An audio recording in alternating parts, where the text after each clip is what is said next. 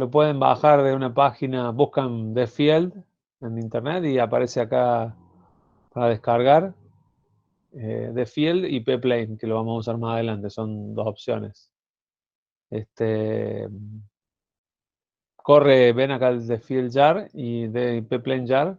Estos dos corren directamente, no hace falta instalar MATLAB, nada, simplemente les va a pedir probablemente que instalen Java si no lo tienen, pero corre sin problema.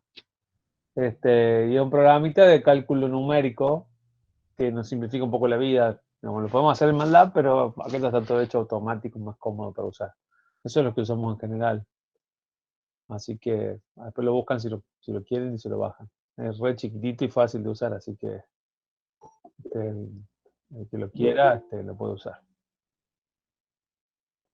Y bueno, y para la versión de field, que es la que estamos usando, lo único que escriben acá es la ecuación diferencial donde acaba la derivada. Pueden poner cualquier variable, acá tienen x y t en este caso, pero solemos usar x y o la que uno quiera. Le puede poner parámetros y ir viendo, cambiando ciertos parámetros acá, el a y b como números que uno puede configurar y definir acá el rango para las variables dependientes e independientes. Bueno, y como siempre dibujan, bueno, este es un plano de la fase raro, digamos, para una ecuación diferencial no lineal muy particular, pero es lo que usamos en general para hacer campos dependientes y cosas así. Así que bueno, siéntense cómodos para usarlo porque la verdad que es bastante útil. Bueno, vamos a arrancar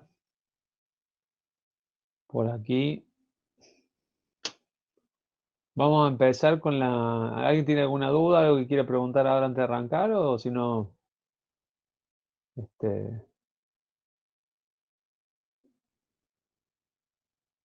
bueno, están en silencio. Traten de, yo siempre digo lo mismo, traten en la clase de cuando yo pregunto, contestar en el chat o lo que sea, porque ahí por ahí con las respuestas que ustedes ponen salen a lo mejor temas que me he olvidado de explicar o cosas que me he olvidado de decir. Así que por un lado es importante para contribuir a la clase, para que no se haga tan aburrida también. Y por otro lado, porque les permite a ustedes darse cuenta de cuánto están entendiendo el tema y si hay algo que a lo mejor suponían que era obvio, pero no lo era tanto, digamos. Bueno, vamos a retomar entonces desde la guía de problemas donde teníamos la parte de aplicaciones. Vamos a hacer este primer problema.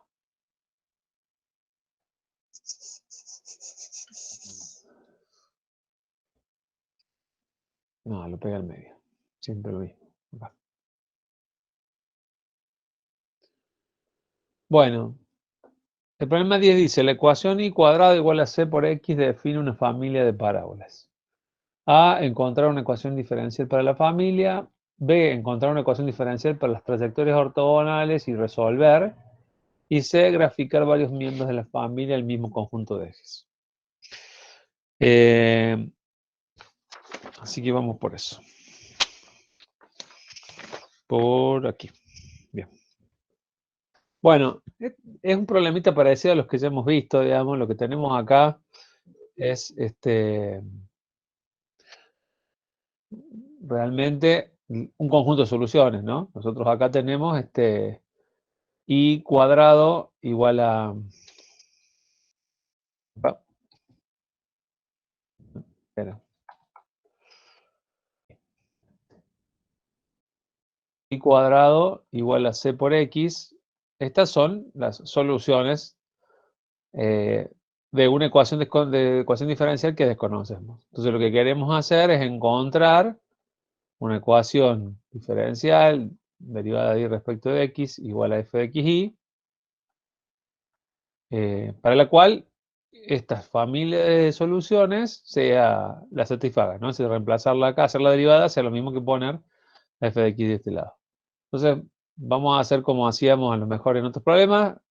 Lo primero que podríamos hacer acá es derivar pensando que tenemos realmente una función implícita, f de xy, que podríamos escribir como y cuadrado menos c por x, igual a una constante, por ejemplo, y calcular el diferencial de f, ¿no?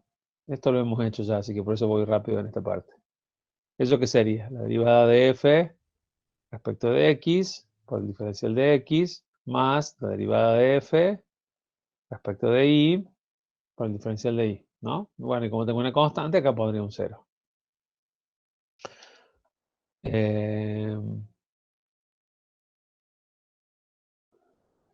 ¿Por qué no está haciendo...?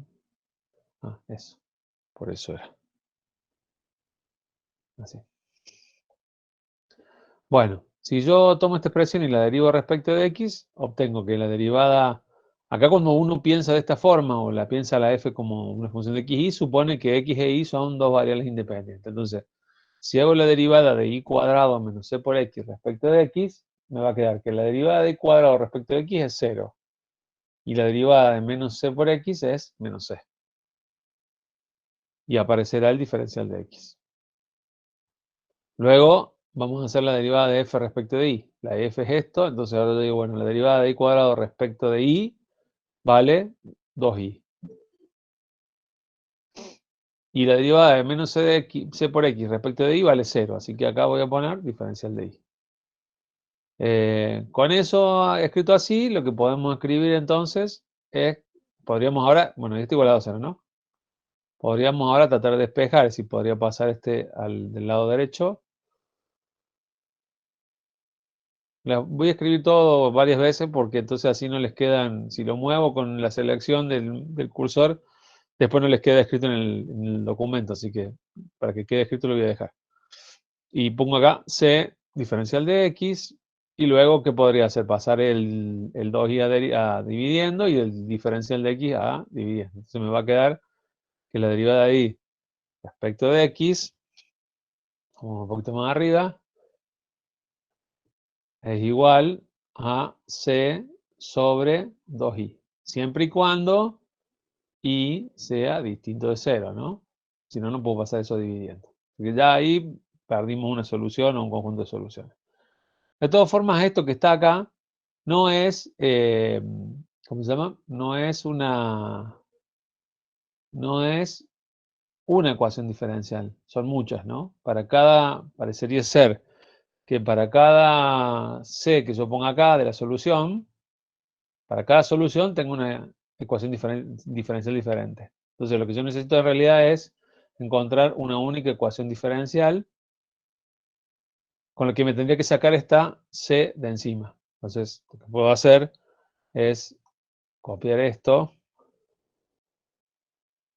solución. ¿Por qué siempre la ubico en el mismo lugar donde la dejé? Donde la copio. Vamos a moverla acá.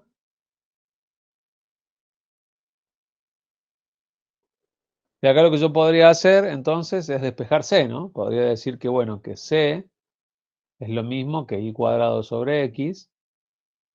Y entonces ahora reemplazarlo directamente en la ecuación diferencial, ¿no? Podría escribir acá, bueno, y cuadrado sobre x por 1 sobre 2y. Y esto también es cierto si solo si x es distinto de 0, ¿no? O sea que hay otro conjunto de puntos que tenemos que tener cuidado. Bueno, si eso es cierto, entonces me puedo sacar de encima este y cuadrado con este y de acá. Y la ecuación que me queda es y sobre 2x. Ahora sí, lo que obtuvimos es una ecuación diferencial.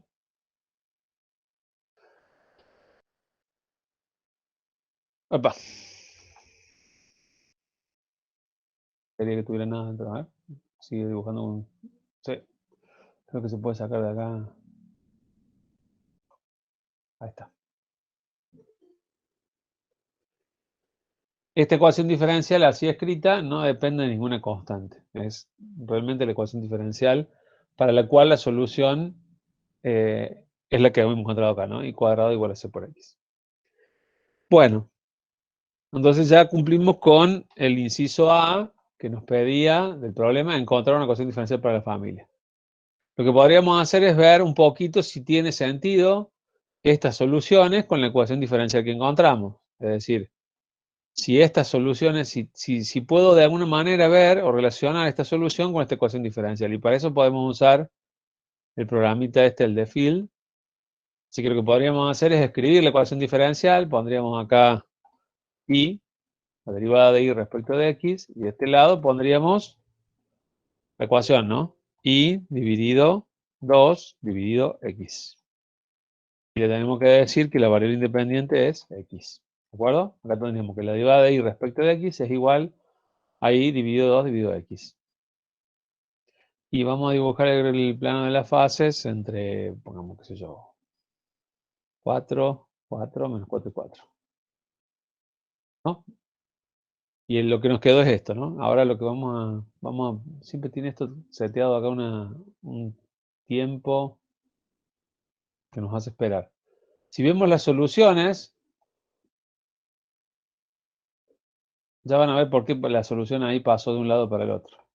Acuérdense que en el 0, 0 tenemos problemas de existencia de unicidad, básicamente, ¿no? Porque toda la ecuación que encontramos, o toda la ecuación diferencial, tenía problemas cuando aquí era 0 o y era 0. Entonces, pasa que si uno viene por una solución, supónganse, si parte del 0, uno podría salir tanto para esta solución, como para la solución de acá, como para la solución vertical, o para la solución de acá abajo, digamos. En el 0, 0, el sistema no sabe para dónde elegir y elige donde numéricamente a lo mejor le conviene seguir. Pero lo que vemos acá son todas parábolas, ¿no? Parábolas en el eje de las X. Y eso es lógico porque la solución está escrita así. Si la solución estuviera escrita como X igual a Y cuadrado, uno diría, bueno, esto se escribe así, ¿no? Serían todas parábolas. Acá encontré el otro día, creo que es este, no. No, este. Serían todas parábolas así. Chachán. ¿No? Estas serían las soluciones para el caso donde x sea igual a y cuadrado, ¿no? Perdón, estoy diciendo macana. Cuando y sea igual a x cuadrado, ¿no? Lo que siempre dibujamos, y igual a x cuadrado. Al ser x igual a y cuadrado, con una constante c, lo que nos sucede es que ahora este eje no es más el eje y, sino es el eje x, y este de acá es el eje y, no es el x. Y lo que pasa también es que la constante c va a definir que si c es positivo, para todos los valores de y, x es positivo. Y si c es negativo, para todos los valores de y, el x es negativo. Entonces, la constante c va a decir que las ramas son, en este caso, hacia la izquierda o a la derecha, dependiendo si c es positivo o negativo, y que para cuando x vale 0, y va a valer 0, que es lo que pasa acá, ¿no? Todas las parábolas pasan por el origen. Así que, yo creo que acá se podía copiar. El otro día no lo encontré, así que vamos a hacer otra cosa. Vamos a sacarle una foto para dejarlo pegado en el documento.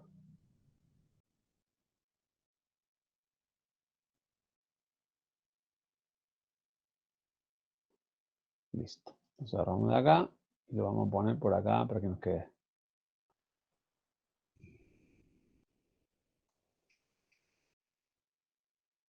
¿Sí? Ese entonces es el campo de pendientes y vemos que tiene todo que ver. Recuerden que las flechitas las dibujamos, las flechitas de acá, todas estas flechitas las dibujamos teniendo en cuenta esta ecuación diferencial. Y lo que marcaba cada flechita era la tangente a una solución en cada punto. Y las líneas en violeta que se obtuvieron numéricamente representan básicamente a las soluciones que nos habían dado originalmente, ¿no? O sea, las soluciones de esto son, perdón, disculpen que los mareé, pero me pierdo también con esto. Acá. Estas son las soluciones y esta es la ecuación diferencial para que responda, ¿no? Bueno, ¿alguna duda con eso? Si hay alguna duda, me dicen. Vayamos ahora al punto B. Dice, encontrar una ecuación diferencial para las trayectorias ortogonales y resolver. ¿Qué serían las trayectorias ortogonales? Ya lo hemos visto en cálculo, que ortogonal no es lo mismo que perpendicular, pero bueno, ténganlo en cuenta para este problema, ¿no?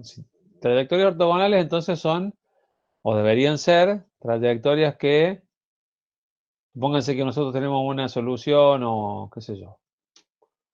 Vamos a poner que esto es I de t,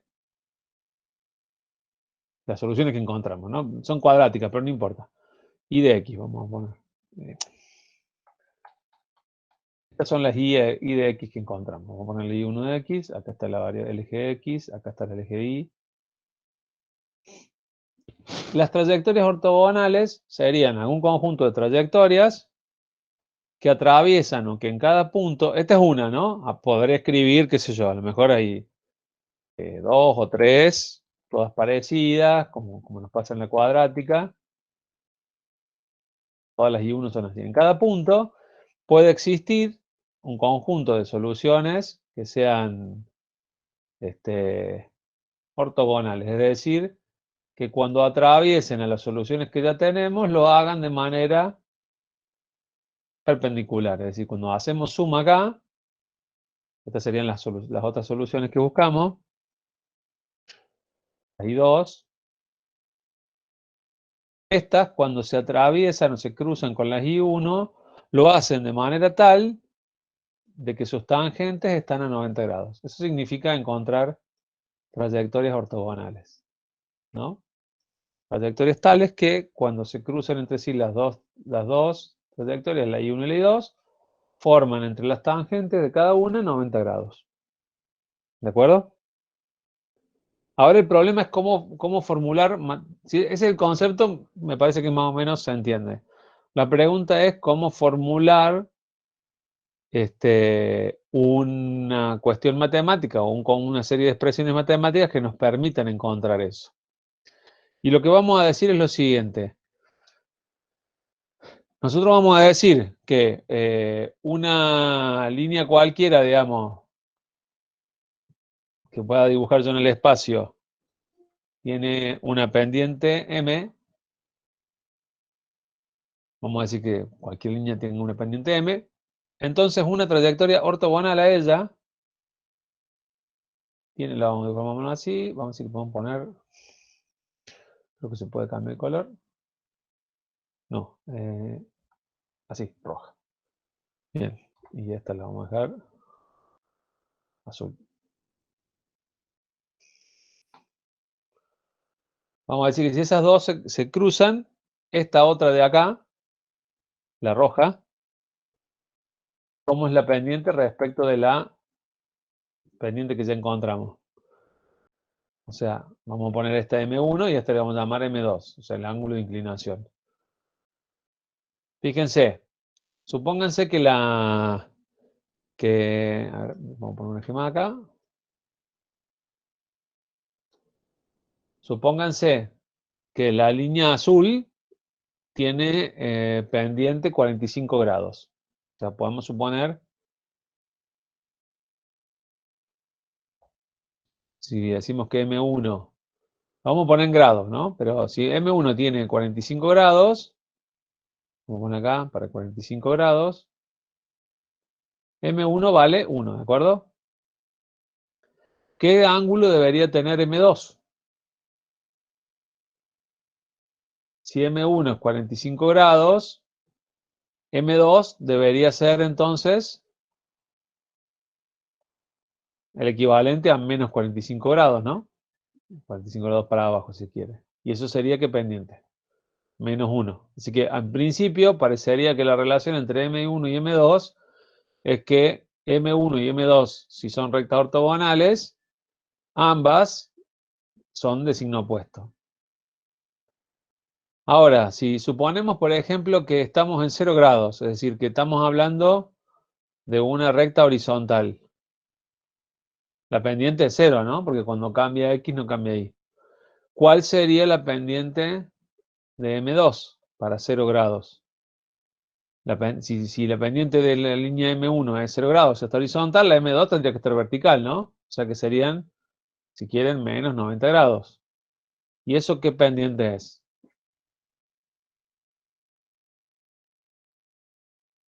¿Qué número le tendremos que poner a la pendiente? ¿Alguien? Menos infinito, sí. Menos infinito. O sea que esto tira por tierra lo que acabamos de decir. O sea, la pendiente, o no, digamos, qué sé yo. No sé si el 0 por menos 1 da menos infinito. Me parece que no, ¿no? 1/0. Bien. Entonces, si nosotros miramos un poco más, lo que vamos a encontrar es que la M2, o sea, la pendiente de la recta ortogonal, va a ser menos 1 sobre ese 1, menos 1 sobre M1. Lo cual es lógico, ¿no? Si M1 vale 1, M2 vale menos 1, ¿no? Si M1 vale 1, M2 vale menos 1. Si M1 vale 0, si M1 vale 0, M2 vale menos infinito. Y así podríamos ir, ¿no? 30 grados, 60 grados, lo que ustedes quieran. La relación entre dependientes entre rectas octogonales es inversamente proporcional y de signo opuesto. Bueno, pero ¿qué tiene que ver la pendiente con la ecuación diferencial? ¿Por qué nos metimos con la pendiente si lo que estamos buscando son ecuaciones diferenciales? ¿Mm? ¿Para qué nos podría servir esto que acabamos de explicar?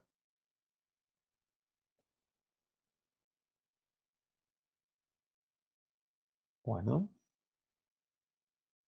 ¿alguna idea?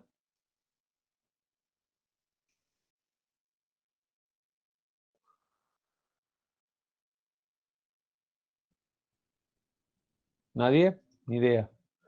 Bueno, dijimos que una ecuación diferencial no me da la solución, pero me da una idea de la solución, ¿no? Al fin y al cabo, una ecuación diferencial, vamos a hacer un poco de zoom, una ecuación diferencial me dice que la solución que estoy buscando tiene, o sea, una f de xy, tiene pendiente m.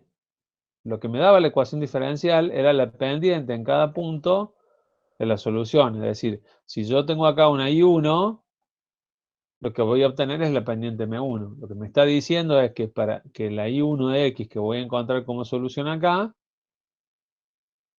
que será una f de x1, f de x, tiene en cada punto del plano xy una pendiente m1. Entonces, ¿cómo podría yo escribir la ecuación diferencial? Yo ahora busco las I2, ¿no? Pongámosle acá g de x. El conjunto de soluciones que es perpendicular a I1. O sea, I1 es perpendicular a I2. Si le cambio el signo, cumpliré con esta expresión que había dicho acá. Acá me decía, bueno, si tenés la pendiente de una de las rectas, podés calcular la pendiente de la otra recta cambiándole el signo y dividiéndolo por m, ¿no? No solamente habría que cambiar el signo. Habría que poner m1 en el denominador. Para nuestro problema, ¿quién era m1? Para nuestro problema, acá teníamos, ¿no? m1 era i sobre 2x. O sea, acá deberíamos poner que esto es igual a i sobre 2x. Por lo tanto, si yo quiero escribir una ecuación diferencial para las trayectorias ortogonales, diría que esas trayectorias ortogonales tienen una pendiente que es menos 1 sobre m1, ¿no? O sea, menos 2x sobre i. O sea, no solamente le cambio el signo, sino ahora lo pongo en el denominador. Y acá tendría que poner, para que sea cierto, tendría que poner, a ver, vamos a silenciar esto que quedó. Tendría que poner i2. Denme un segundito. No se nos esté metiendo el ruido del celular todo el tiempo. Ahí está. ¿Se entiende, gente? Veamos si esto que concluimos acá es cierto. Resolvamos. Si esto es cierto, si esta es la ecuación cierta, vamos a resolverla. Es a variable separable, fíjense. Podría yo escribir que I2 por la derivada de I2, pasé acá el denominador a multiplicando. Es igual a 2x por el diferencial de x, ¿de acuerdo? Así que para resolver esto simplemente integro del lado izquierdo y agrego una constante indeterminada. Bueno, la integral de y respecto de y es i2 al cuadrado dividido 2. Igual a la integral de 2x respecto de x será 2x cuadrado sobre 2 más c.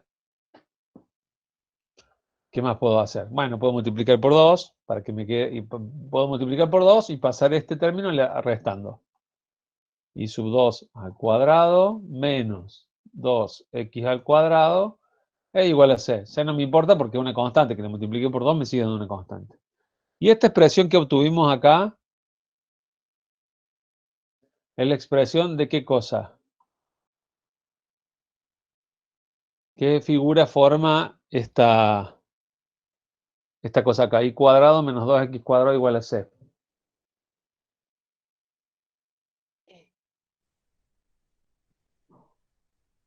Suelten el mate, suelten el WhatsApp. Es una elipse. Perdón, será. Acá me parece que metimos la pata en algún lado. Esto es una elipse, acá hay un signo menos, ¿no? Fíjense.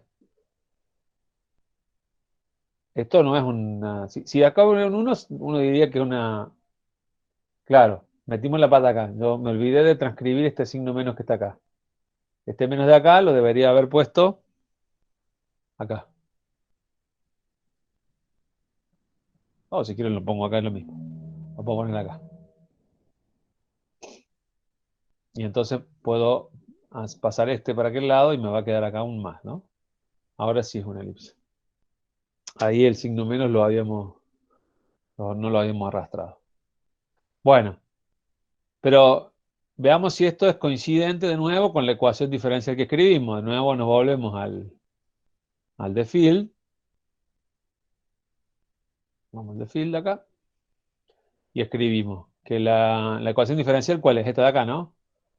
La derivada de I2 respecto de x es igual a menos 2x sobre y. Así que ponemos acá menos 2x dividido y. Esa es la ecuación diferencial. Y graficamos el plano de las fases, que no sé dónde se me fue. Acá está. Fíjense, efectivamente nos dan cosas que tienen de alguna pinta elíptica, que era lo que habíamos resuelto antes, ¿no?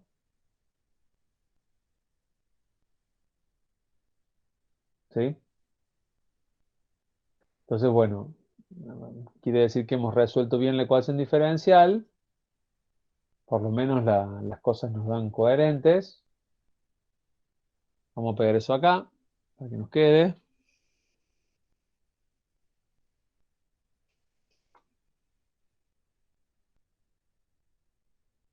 Y si yo pudiera dibujar acá, digamos, superpuesto, que es lo que me pedía el problema me pedía acá graficar varios miembros de cada familia el mismo conjunto de ejes. Es decir, tendría que graficar estas parábolas superpuestas con estas elipses, ¿no? Tendría que poner acá, decir, bueno, yo debería suponer que existen unas soluciones, las parábolas que había obtenido antes eran cosas así, ¿no? Si se fijan, más o menos, habrá que ver el tema de las escalas. Parecería que en cada punto las parábolas, un poquito mejor, un poquito peor dibujadas, las podemos mejorar, atraviesan a las elipses a 90 grados. ¿Mm?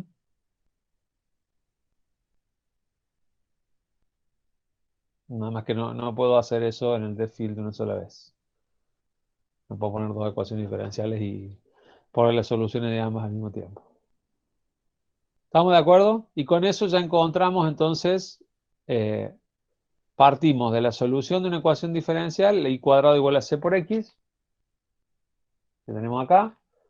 Hicimos todas las cuentas hasta que encontramos la ecuación diferencial de esa familia de soluciones y graficamos en el plano de la fase, o en realidad campo de isoclinos no, sino un campo de pendientes, la ecuación diferencial y las soluciones. Se pegaban las soluciones a lo que el campo de pendiente preveía. A partir de eso, simplemente analizamos un poquito la relación que hay entre las pendientes de curvas ortogonales, donde las pendientes son el recíproco multiplicativo negativo. Y entonces agarramos la ecuación diferencial original, que era y sobre 2x, y lo que hicimos es escribir una nueva ecuación diferencial, donde la f de x la pusimos en el denominador y le cambiamos el signo. Una vez obtenida esa ecuación diferencial, que podríamos dejarla para que quede ya clara, la diferencia que encontramos entonces era, espera,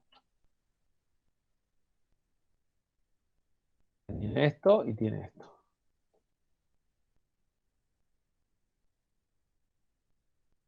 Y un igual. Esta es nuestra ecuación diferencial asociada a las trayectorias ortogonales. ¿Mm?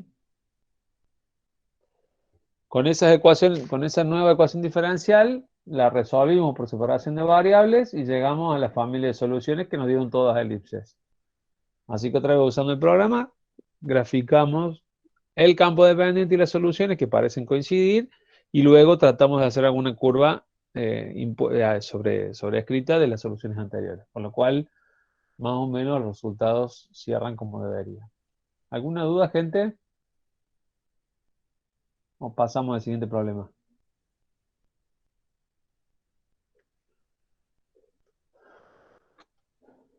Bueno, pasamos al que sigue entonces. Voy un poquito más rápido que otras veces porque está visto que vamos más lento, así que cualquier cosa me frena. Vamos a este otro problema, problema 11. Los que estuvieron en consulta, no buchoneen a los que no están, no estuvieron, así piensan un poco. Vamos con el problema. Después en el archivo PDF que les paso, les va a aparecer en cada hoja, cada de estas hojas, ve que tenemos página 1, página 2, página 3, les aparecen lo mismo en un PDF. Bueno, dice, en una comunidad, 15.000 personas son susceptibles a una enfermedad contagiosa en expansión. Al tiempo t igual a 0, el número de personas que padecen la enfermedad es de 5.000 y al día siguiente hay 500 personas enfermas más. Suponga que la razón de aumento de las personas que enferman es proporcional al producto del número de personas enfermas por el número de personas que no han contraído la enfermedad. ¿Cuántas personas enfermarán en 10 días? Bueno, una pregunta hecha así es normalmente difícil de responder si no nos ponemos y la partimos en pequeños pedacitos y tratamos de hacer lo que se llama lectura comprensiva, que siempre nos falta. Vamos con la primera parte. La primera parte dice, en una comunidad hay 15.000 personas susceptibles a una enfermedad contagiosa. Y lo que decíamos el otro día es, no sé cuántas personas hay en la sociedad, pero solamente 15.000 de ellas pueden enfermarse. El ejemplo que poníamos el otro día era, bueno, por ejemplo, alguna enfermedad asociada a la próstata va a afectar a hombres, no a mujeres. Entonces, bueno, probablemente en esa comunidad hay 15.000 personas masculinas que pueden tener ese tipo de problemas. Entonces, lo que sabemos de entrada es que lo que nos van a pedir al final es cuántas personas enferman en 10 días. O sea, la pregunta es cuántas personas se van a enfermar en un cierto tiempo.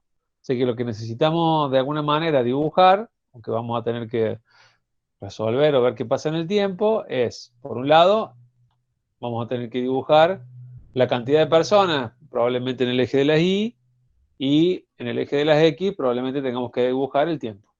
¿De acuerdo? Vamos a asociar al problema algún conjunto de variables para poder llamar las cosas de alguna forma. Pongamos como variable n como el número de personas enfermas.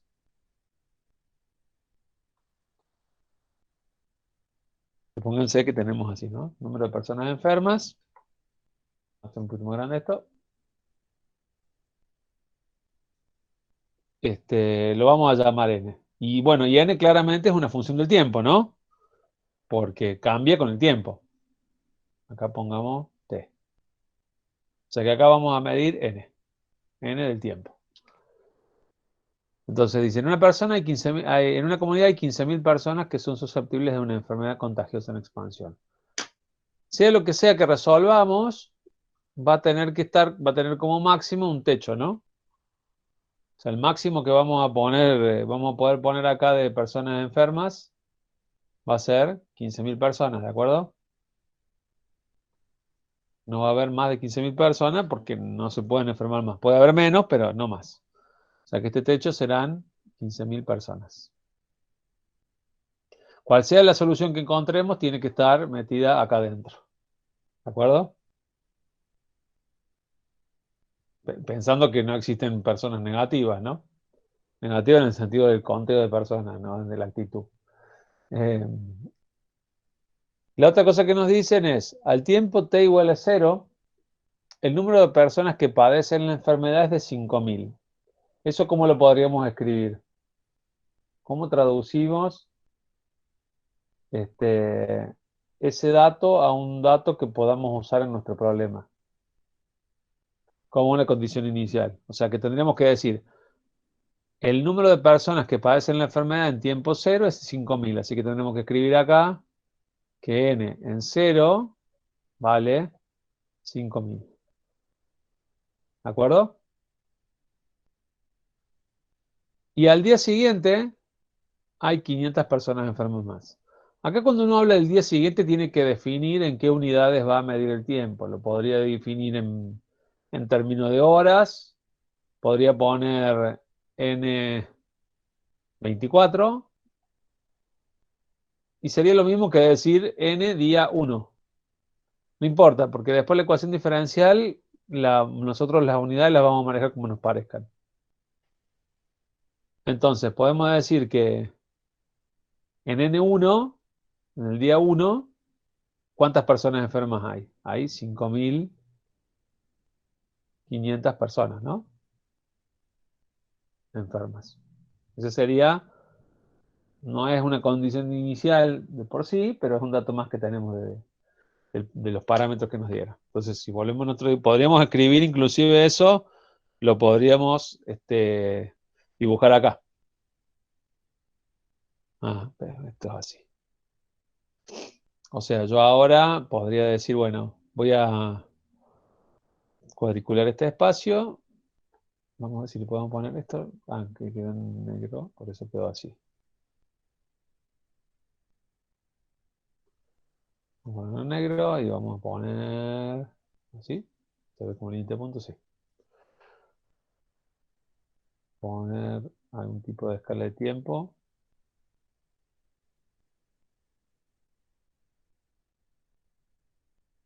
Pongamos así. Y por acá estará el n igual a 10. ¿No? Y la otra cosa que nos dicen es, bueno, lo que nos dijeron entonces como dato es, che, bueno, acá el día 1 tenés tanto y el día 2 tenés tanto.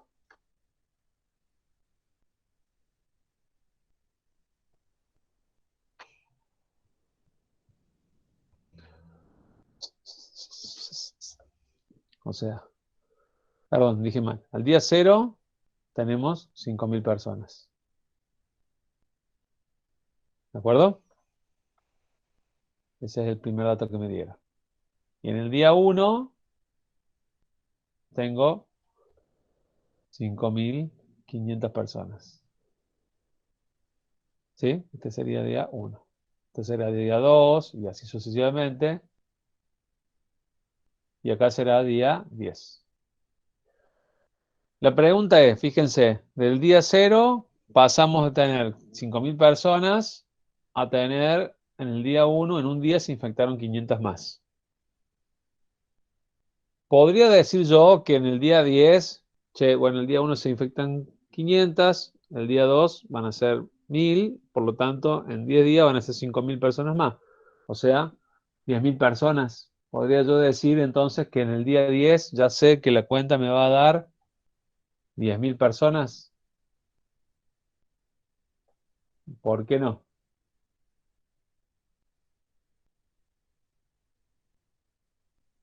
Si está así, ¿no?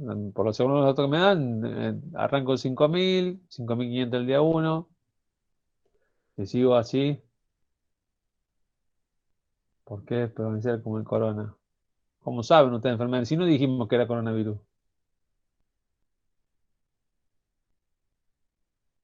No sé cómo es el crecimiento. Bueno, pero más o menos lo sé, ¿no? Digo, bueno, entre 5.000 y 5.500 hay 500 de diferencia en un día.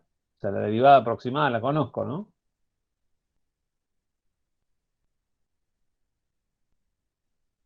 Bien. Si yo dijera eso, si yo dijera que aumenta de 500 por día, estoy haciendo lo que ustedes dicen, ¿no? Estoy suponiendo que hay una relación al menos lineal. Yo no sé si la hay o no la hay. No tengo elementos para suponerlo hasta ahora, a menos que los vaya a buscar el texto. Entonces vamos a buscarlo el texto, dice acá. Acá me va a dar un poco más de información. Suponga que la razón de aumento de las personas, ¿qué significa razón de aumento? ¿Qué será razón de aumento? ¿La derivada de quién? De n respecto de quién. Exactamente, tendría que escribir acá la razón de aumento, eso que me están diciendo. Tendría que poner la derivada de n respecto del tiempo, ¿de acuerdo? Eso es la razón de aumento. Me dice acá, supongo que la razón de aumento de las personas que enferman es proporcional. Si me dicen proporcional, ¿qué tengo que agregar?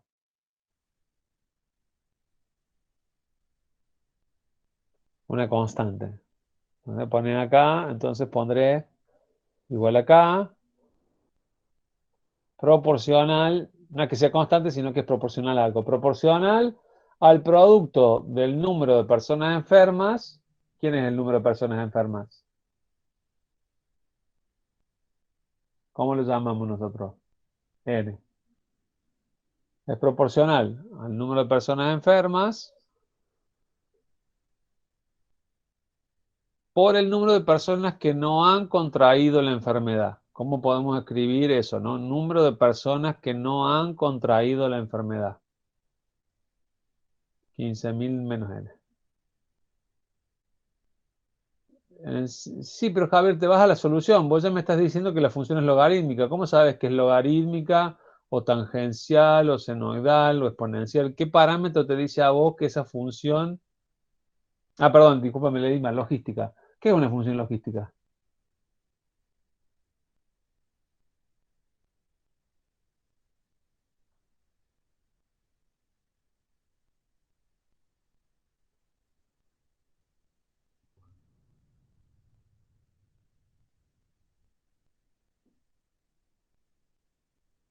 Bueno, no tuve respuesta. Bueno, eh, nosotros vamos a ver durante la materia varias ecuaciones diferenciales que describen distintos modelos. Cada modelo está basado en una serie de suposiciones.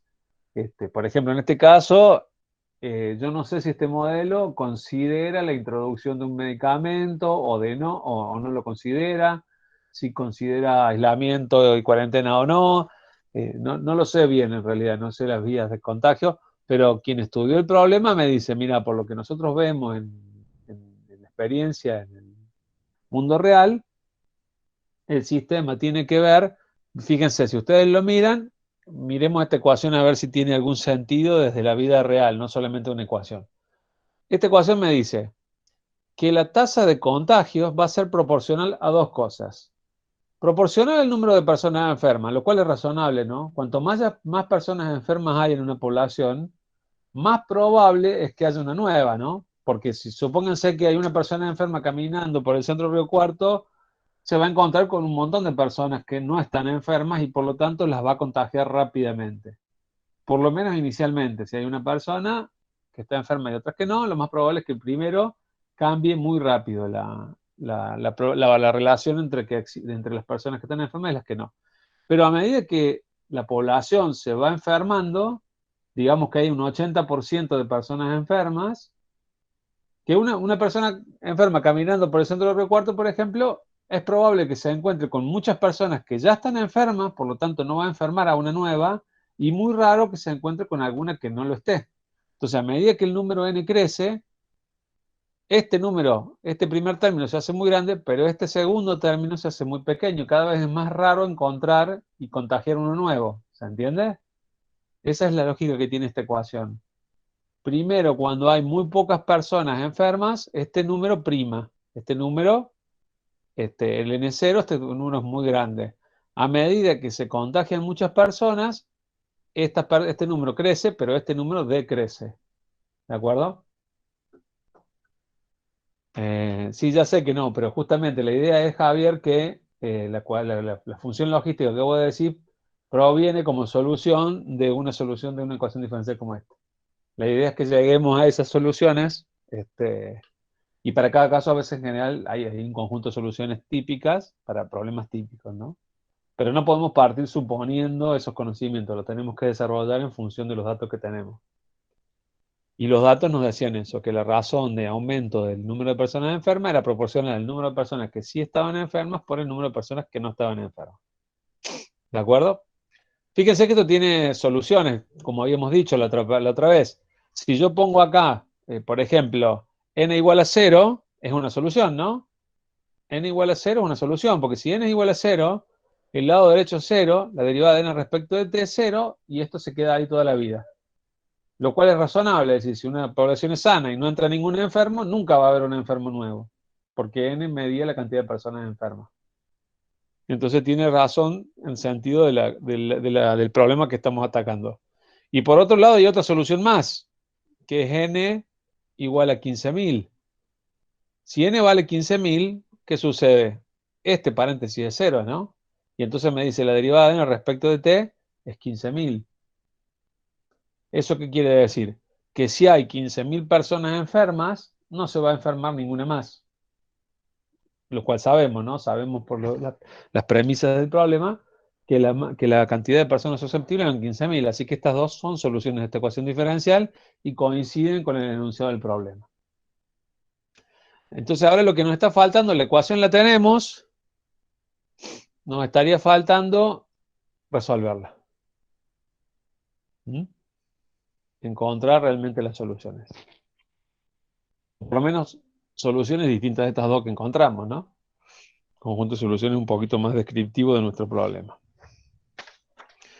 Bueno, si no nos vamos a poner a hacer las integrales una por una, porque con una computadora lo hacemos en 2 minutos, digamos, no hay mayor ciencia en eso. A ver, déjenme ver dónde está la solución. Acá la tenemos.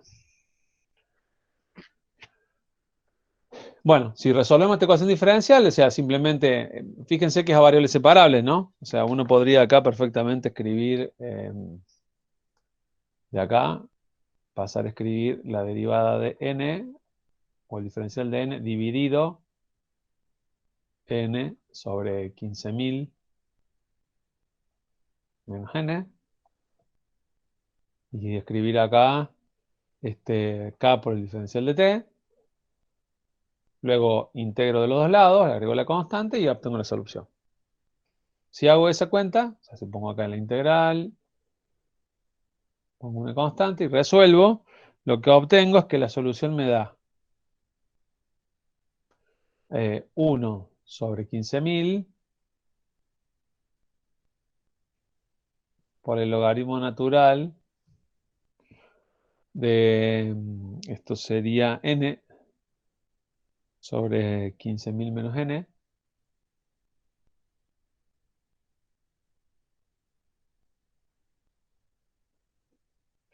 igual del lado derecho es fácil, ¿no? K por t, la integral de k diferencial de t es k por t, más c. ¿De acuerdo? Esa es la solución para el problema de la ecuación diferencial. Donde esta solución, fíjese, acá los valores de n nunca van a superar 15.000, por lo tanto el denominador es siempre positivo. Y esta razón que está acá, este número, n, en principio podríamos tener, supóngase que tenemos al principio tenemos 5.000, menos 10.000 es menor que 1, ¿no? Así que daría negativo. ¿De acuerdo? Vamos a ver, perdón, negativo, negativo el logaritmo, ¿no? No adentro del logaritmo, si no tendríamos un problema. Bueno, tenemos entonces ahora dos incógnitas. K y C. Fíjense que esta expresión no está dada así, ¿no? No está escrita como n de t igual a alguna función de t. No está dada de forma explícita, está dada de forma implícita. Así que lo que deberíamos hacer o podríamos hacer es explicitarla. Después al final del problema lo vamos a hacer para tener un entendimiento de lo que está pasando, pero por ahora lo vamos a dejar así. ¿Qué incógnitas tenemos acá? N es la variable dependiente, ¿no? Y T es la variable independiente. Los parámetros serían acá la constante K y la constante C. Son dos valores que yo desconozco, que quisiera calcular para poder tener perfectamente definido a N en función del tiempo. Entonces, bueno, ¿qué podemos usar para encontrar los valores de N y de C? ¿Qué necesitamos usar para encontrar los valores de N y de C?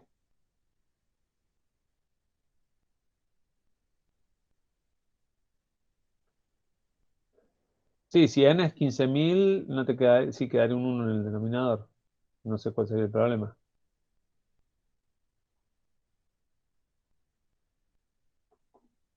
Ah, si fuera cero, sí, bueno, pero ese es un problema que vamos a ver si tenemos o no.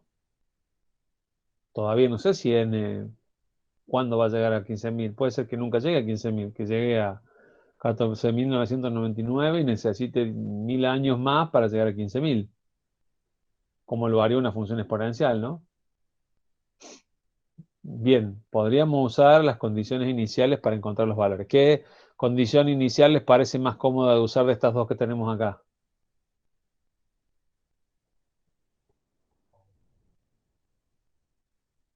¿Cuál usaremos? ¿La n en 1 que vale 5.500 o la n en 0? La n en 0. ¿Por qué usamos la n en 0? Porque podemos usar cualquiera de las dos, pero si usamos la n en 0, el tiempo se hace 0 y entonces nos sacamos de encima la constante, claro, para que se cancele la constante c, o en realidad el término que contiene la constante c. Entonces, si usamos la condición inicial que habíamos escrito más arriba, habíamos dicho que n en 0, se lo usamos no porque sea la primera que escribimos, sino porque es la que nos facilita la cuenta. N en 5.000, ¿cómo me queda? Si yo uso esta cuenta, esta condición inicial, acá este término se hace 0, ¿de acuerdo? Entonces me queda que C es igual a 1 sobre 15.000 por el logaritmo natural de 5.000, que es la cantidad de enfermos, sobre 10.000, ¿de acuerdo? Bueno, y acá puedo simplificar, y esto lo puedo escribir como un medio, o sea que C me quedaría 1 sobre 15.000 logaritmo natural de un medio. Que como tengo ahí un factor que es menor que 1, me da negativo. O sea, este es menor que 0, ¿no? Por acá tengo un número positivo y el logaritmo de un número fraccionario es negativo. O mejor dicho, un logaritmo de un número menor que 0 es negativo. Eh, cuentas más, cuentas menos, creo que les da algo de, solo para que tengan un número, menos 4,62 y eso. 4,62 por 10 a la menos 5. ¿De acuerdo? Esa es la constante C. Vamos ahora con la constante K. Para la constante K deberíamos usar, esto igual lo vamos a recuadrar para volver después. ¿Qué le pasó? No sé. Bien, el color de afuera de ese negro, pero no me piden demasiado. ¿Cómo lo hace? Bueno. Eh, ahora nos faltaría encontrar el valor de K. Bueno, para eso usamos la segunda condición, ¿no? Podríamos decir acá, venimos acá y decimos, la otra condición era que n en tiempo 1 valía 5.500, ¿no? Así que escribiríamos que 1 sobre 15.000 por el logaritmo natural de 5.500 sobre 9.500 sería, hay 500 más, ¿no? Sería igual a qué cosa? Acá por t, que vale 1, más c. Bueno, y acá hay una sola incógnita, ¿no? La constante k. Este número de acá sigue siendo negativo porque es menor que 1, pero acá tengo un número negativo también. Así que cuando hago las cuentas, lo que me queda es que k es mayor que 0. Si hacen esas cuentas, les da 9,77 por 10 a la menos 6. ¿De acuerdo? Es simplemente hacer esta cuenta y restarle la constante c que ya habíamos calculado. Vamos, con las dos condiciones iniciales, las condiciones de borde en realidad se llaman, calculamos las dos constantes que teníamos como incógnita. Pero todavía no respondimos el problema. ¿Cuál era el problema? ¿Qué nos pedía el problema? El problema originalmente nos pedía ¿cuántas personas enferman en 10 días? O sea, nuestra pregunta original era, bueno, está todo muy bien, pero decime, quiero saber cuánto vale n en 10. Esa es mi pregunta. ¿Cuánto vale n en 10? Entonces, bueno, tendríamos que usar esta expresión de acá. Lo que pasa es que hay que despejar n, ¿no? Entonces, hagamos las cuentas para despejar n. Yo voy a copiar esto de acá y vamos a hacer las cuentitas porque al fin y al cabo las tenemos que hacer.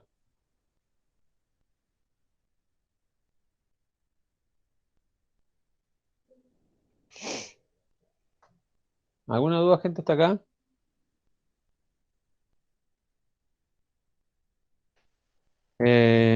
Bueno, lo primero que podría hacer es pasar este 15.000 a multiplicando. Así que podría escribir que el logaritmo natural de n sobre 15.000 menos n es igual a 15.000 por k por t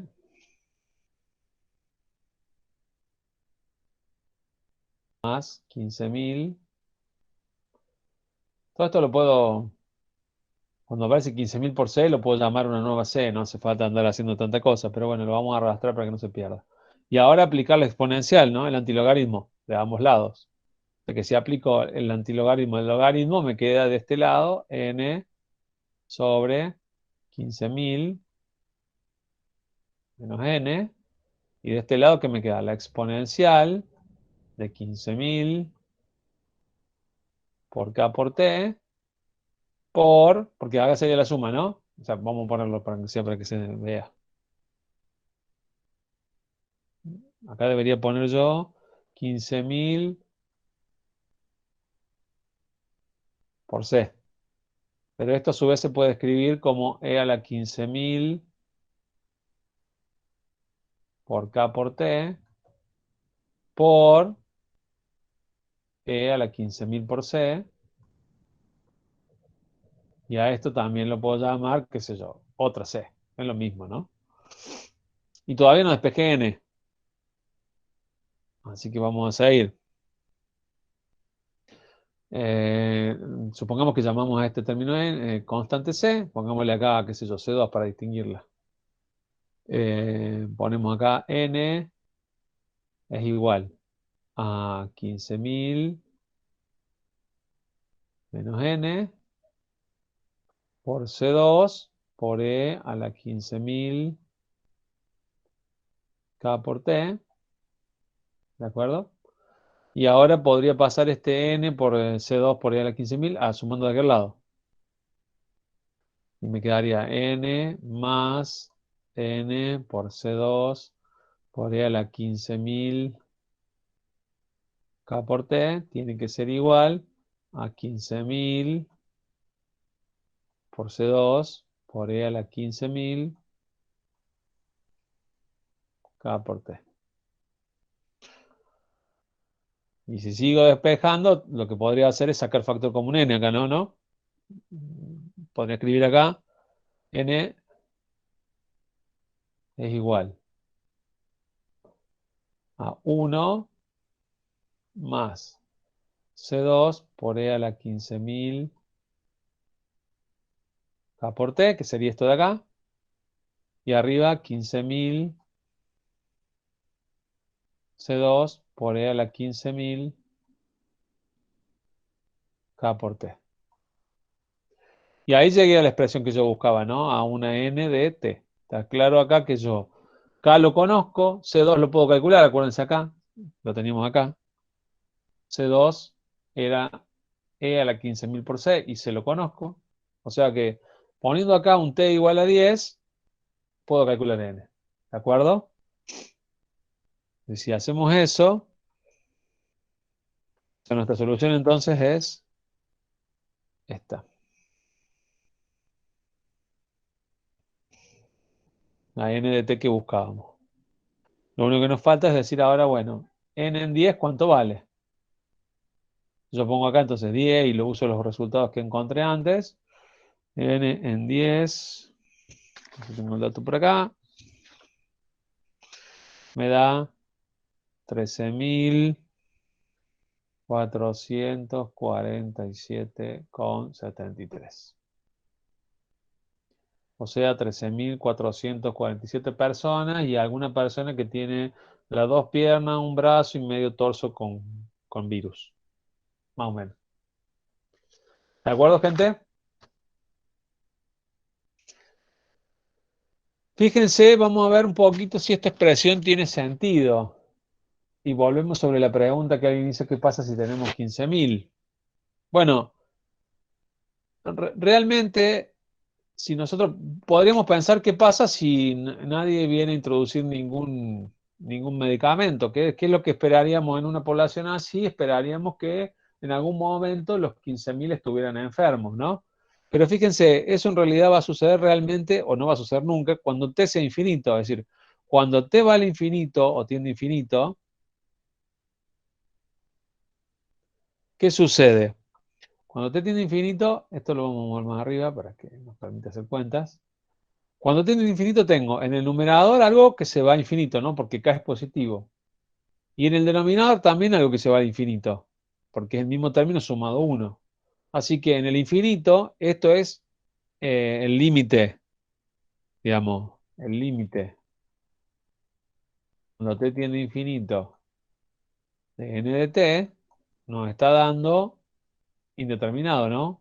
Infinito sobre infinito. O sea que tenemos que aplicar ¿qué cosa?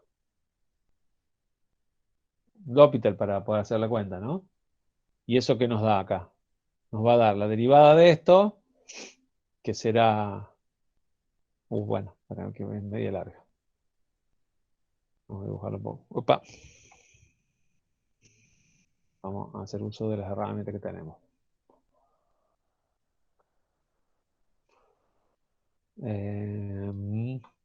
¿Podemos poner negro esto? Así, así está. Acá tendríamos 15.000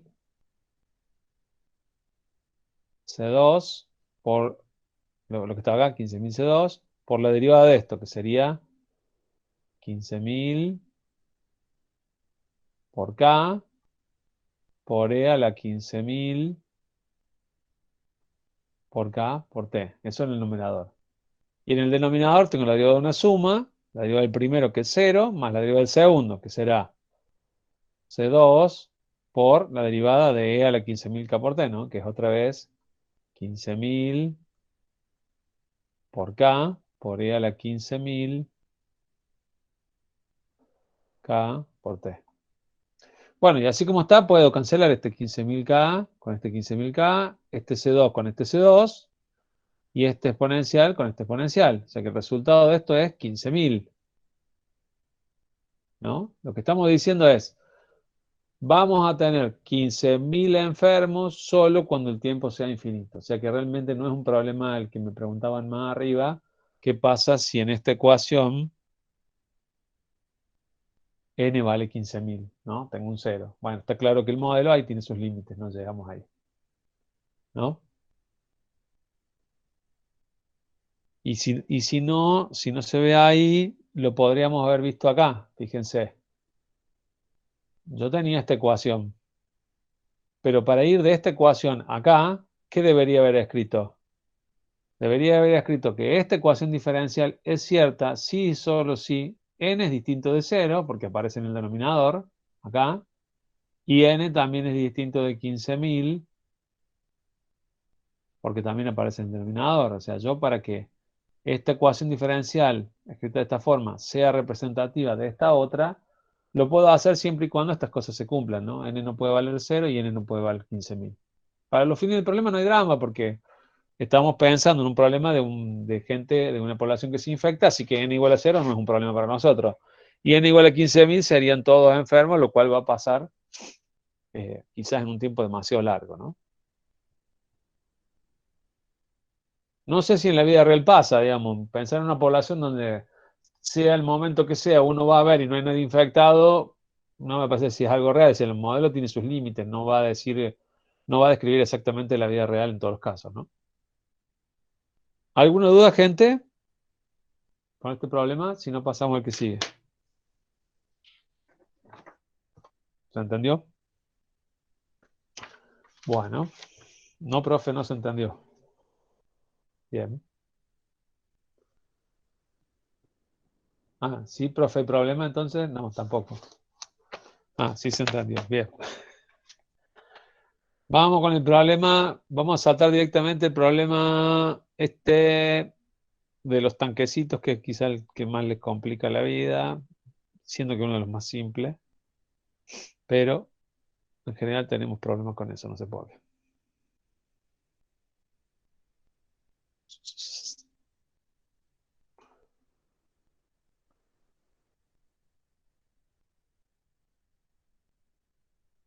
Me voy a copiar, a ver si puedo hacer estos tanquecitos de vuelta acá, creo que se pueden recortar para sacar el texto. No, así. Pa,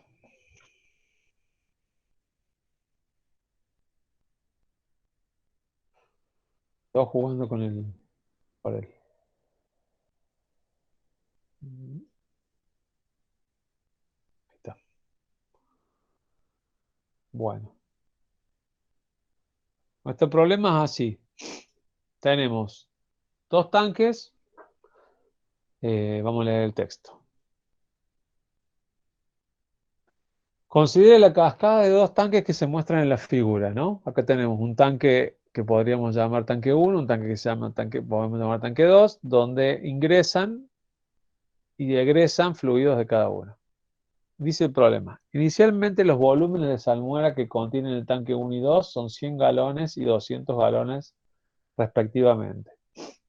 Salmuera es una mezcla de agua con sal. No hay acá ningún cambio químico más que una solución. Una mezcla de un sólido en un líquido, en este caso. Eh, los tres flujos, que acá se van a definir como F0, F1 y F2, son de 5 galones por segundo cada uno. Y dice además, con agua fluyendo en el tanque 1. Es decir, que por acá, en este tanque, ingresa agua pura, sin sal. Encontrar la cantidad X de T de sal en el tanque 1 al instante T. O sea, la X de T la vamos a usar para medir cuánta sal hay en el tanque 1. Y suponga que Y es la cantidad de sal que hay en el tanque 2 en el instante T. Demuestra esta expresión, encontrar la máxima cantidad de sal que tiene el tanque 2. Eso nos pide el problema. Vamos a ver cómo lo analizamos primero. Eh, Usando este dibujito, vamos a copiarlo acá, a ver si, para poder renombrar algunas cosas. Entonces, acá vamos a decir que este es el tanque 1 y vamos a decir que acá hay una cierta cantidad de sal disuelta, para eso están los agitadores, que vamos a llamar X de T. Y vamos a decir que en este otro tanque también hay una cantidad de sal que vamos a llamar I de T, según nos pide el problema. ¿De acuerdo? Este es el tanque 2.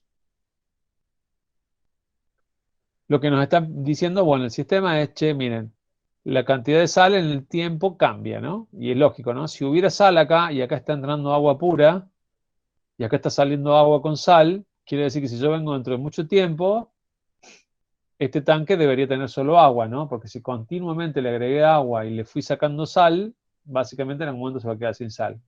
Y en este tanque, en el segundo tanque, como está ingresando la salida del primer tanque y está saliendo sal, uno diría, bueno, entra sal y sale sal. No sé qué va a pasar con la sal de acá. Pero uno sabe, o lo que estábamos diciendo es, che, este tanque con el tiempo se va a transformar en agua. O sea que con un poco más de tiempo, este segundo tanque también tendrá que estar limpio, sin nada de sal, ¿de acuerdo? Conceptualmente eso pasaría en un tiempo suficientemente largo. Lo que me dice después, volvemos a empezar a leer el problema del principio, me dice, inicialmente los volúmenes de salmuera que contiene el tanque 1 y 2 son 100 galones y 200, bueno, acá lo escribí, perdón, se ve que lo sobreescribí o quedó, esto sería, vamos a mover un poquito más a ver si puede, 200 galones y 200 galones. O sea, el volumen, no la cantidad de sal, ¿no? O sea, si yo vengo acá, diría que el volumen de esto acá era 100 galones para tiempo cero, ¿no? Y en el volumen, a este le podemos llamar volumen 1 y a este volumen 2. En tiempo cero son 200 galones. ¿De acuerdo? Ese es el volumen inicial de cada uno de los tanques. Y la otra cosa que nos dicen es, respectivamente, y 50 libras de sal en cada uno. O sea que ese dato corresponde a qué cosa, no corresponde al volumen, ¿no? Corresponde a la cantidad de sal. O sea que yo podría acá escribir que X en cero vale 50 libras. Y acá podré escribir que Y en cero también vale 50 libras. ¿De acuerdo? Así como está escrito, parece que no hicieron falta más detalles. La, lo que decíamos, el agitador está puesto acá para suponer en todo momento que la mezcla de sal es homogénea, o sea, hay la misma cantidad de sal insoluto en todas las partes de tanque, no es que en el fondo se acumule y va saliendo mucha sal por acá abajo y si y la salida estuviera más arriba, no saldría la misma cantidad de sal. Se supone que la mezcla es homogénea. Pero fíjense, hay dos, para empezar, así como está escrito el problema, parece que hubiera cuatro cosas que varían. X e Y, que son la cantidad de sal en el tanque, y en principio el volumen 1 y el volumen 2, porque el problema nos dice el volumen inicial,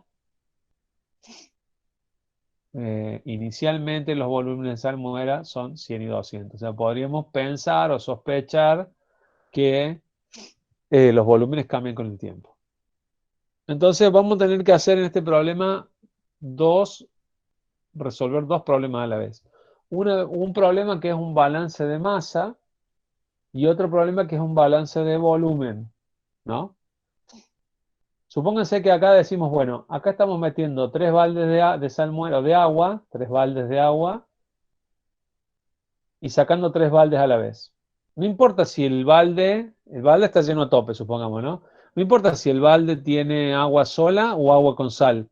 Es un volumen lo que estamos viendo, ¿no? Claramente serán, si son 5 decímetros cúbicos, si es de 5 litros, por ejemplo, serán 5 decímetros cúbicos que entran, 5 decímetros cúbicos que salen. ¿De acuerdo? No importa si es de agua pura o de agua con sal. Entonces, el, en ese caso, si entran 5 baldes y salen 5 baldes, el volumen no cambia con el tiempo. Si en cambio entraran 5 baldes y salieran 3 baldes, el tanque se estaría llenando en volumen, estaría subiendo su nivel hasta que en algún momento, por ejemplo, rebalse. Lo mismo al revés, si entraran 3 baldes y salieran 5, el tanque se estaría vaciando. ¿De acuerdo? Entonces, lo primero que me pregunto es si el volumen cambia. Y el volumen está asociado, como les digo, siempre es a lo que entra. Cuando uno dice balance, siempre Si es balance contable, será lo que entra de dinero versus lo que se gasta, lo que sale. En el caso de balance volumétrico, será el volumen que entra versus el volumen que sale. Entonces, si yo voy a hacer un balance volumétrico, lo que tengo que escribir es que la variación del volumen al transcurrir el tiempo será el volumen que ingresa menos el volumen que egresa, ¿de acuerdo? Y este volumen, ¿cómo lo estamos midiendo? En galones sobre segundo, ¿no? Porque el volumen lo medimos en galones, nos lo dieron en galones y el tiempo lo vamos a medir, por ejemplo, en segundos. Fíjense que galones sobre segundo es la medida del flujo. O sea que acá el flujo está dado como flujo volumétrico. Nos está diciendo, mira, el flujo de entrada son 5 galones por segundo, ¿no? O sea, el flujo de entrada es el equivalente a la cantidad de baldes que ingresan. O sea, 5 galones por segundo. Y en este caso, el flujo de salida, ¿quién sería? F1, ¿no? El problema dice, los tres flujos son de 5 galones por segundo, o sea que son iguales la cantidad de baldes que ingresan que los que salen. Por lo tanto, el volumen no debería cambiar. O sea, acá voy a tener que escribir, ¿qué cosa? Debería escribir que ingresa el flujo 0 y sale flujo 1. Eso en el volumen 1, ¿sí? Y en el volumen 2, o sea, en el tanque 2, voy a tener que escribir que ingresa, ¿qué cosa? Ingresa flujo 1 y sale flujo 2. ¿De acuerdo? Así que acá voy a poner que el ingreso es de flujo 1 y el egreso es de flujo 2. Bueno, y como el flujo 0 es 5, el flujo 1 es 5 y el flujo 2 es 5, esto me da 0. Por lo tanto, si la variación del volumen con el tiempo es 0, el volumen 1 es constante. ¿De acuerdo? Quiere decir que el volumen 1 siempre es 100 galones y el volumen 2 siempre es 200 galones, no cambia con el tiempo. Este es un tipo de problema, ¿eh? En la guía o en la materia va a haber problemas donde el volumen sí varía, así que tengan cuidado, esta cuenta siempre la tienen que hacer. Si varía en el tiempo no hay ningún problema, ya vamos a ver cómo se considera. Bueno, con esto hicimos entonces el balance volumétrico, es decir, de cuántos metros o galones por segundo entran versus los que salen y vemos si hay un volumen de líquido que se está acumulando o se está vaciando algún tanque. Ahora pasemos al balance de masa, es decir, cuánta masa entra. Ahora sí me preocupa saber cada uno de los baldes que estoy metiendo acá, ¿qué trae? Si trae agua o trae más sal. Entonces, vamos a ver, miremos, como siempre, miremos el tanque 1. Estamos mirando el tanque 1 primero. Nosotros vamos a decir que la variación de soluto en el tanque 1 la vamos a escribir como la derivada de x respecto del t, ¿no? Si x mide cuánta sal hay en el tanque, la derivada de x respecto de t, ¿qué unidades tiene? La sal la vamos a medir en libras y el tiempo en segundos. Libras sobre segundos, ¿de acuerdo?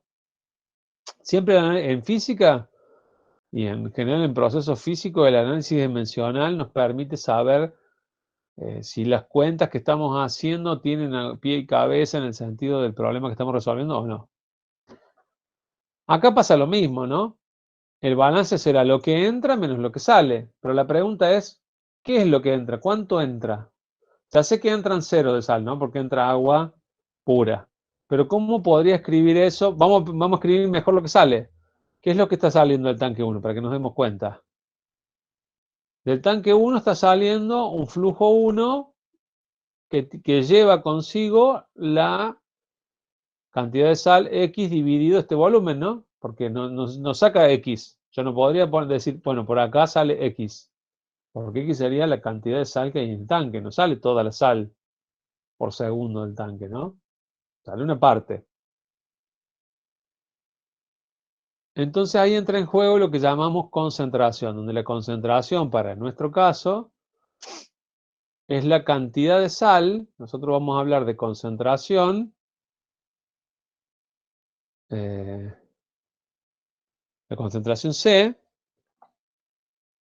vamos a hablar de la cantidad de sal o de soluto dividido el volumen. De forma tal de que si la cantidad de sal es 0, la concentración es 0.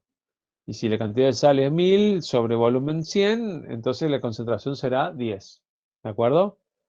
O sea que para nosotros la concentración va a ser la cantidad de sal, que ¿cómo se mide en el tanque 1? ¿Qué variable mide la cantidad de sal en el tanque 1?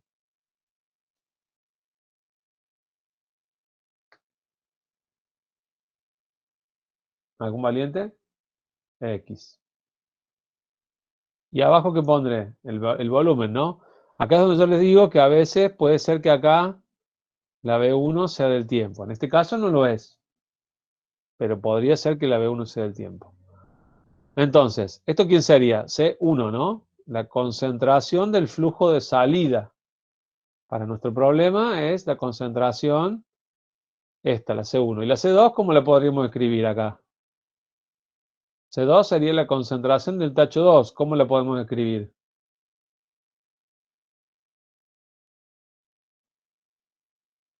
La concentración 1 dijimos es X sobre B1. ¿Cómo escribimos la concentración 2? La concentración de la sal en el tanque 2. Eso, Y I sobre sobre B2. dos. Exactamente, I sobre B2. ¿De acuerdo? Entonces, pero si miramos ahora las unidades que no podemos, fíjense acá, no podríamos poner C0 lo que entra menos lo que sale. Si nosotros miramos las unidades de la concentración, ¿qué nos quedan acá? Nos queda la cantidad de sal, que es libra sobre segundo, ¿de acuerdo? No podría acá poner libra sobre, perdón,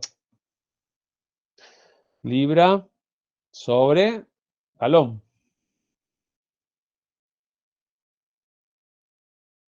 porque tenemos libras sobre galones. Así que acá no podría poner libras sobre galones porque necesito libras sobre segundo. ¿De acuerdo? Entonces, esto me dice qué concentración hay en cada balde. Lo que me estaría faltando es saber, bueno, si es la concentración de cada balde, tendría que saber cuántos baldes por segundo estoy sacando. ¿Y eso quién lo mide? ¿O qué variable está asociada a la cantidad de baldes por segundo? El flujo. Entonces ahora, si yo ahora multiplico flujo por concentración, ¿el flujo cómo se medía? Se medía en galones por segundo, ¿de acuerdo? ¿Y la concentración cómo se medía? Se medía como libras sobre galones. O sea que el producto de estas dos cosas, perdón, no, los galones con el galón se van, me va a dar en libras sobre segundo, que es lo que yo necesitaba. Así que acá lo correcto sería poner F0 por C0 menos F1 por segundo. ¿De acuerdo? Eso realmente me daría a mí quiénes son cada cosa. Eh, F0 por C0 ingresa y sale F1 por C1. ¿De acuerdo? Eso para el tanque 1, donde lo que cambia es X. ¿Qué pasa en el tanque 2? ¿Qué debería poner yo en el tanque 2?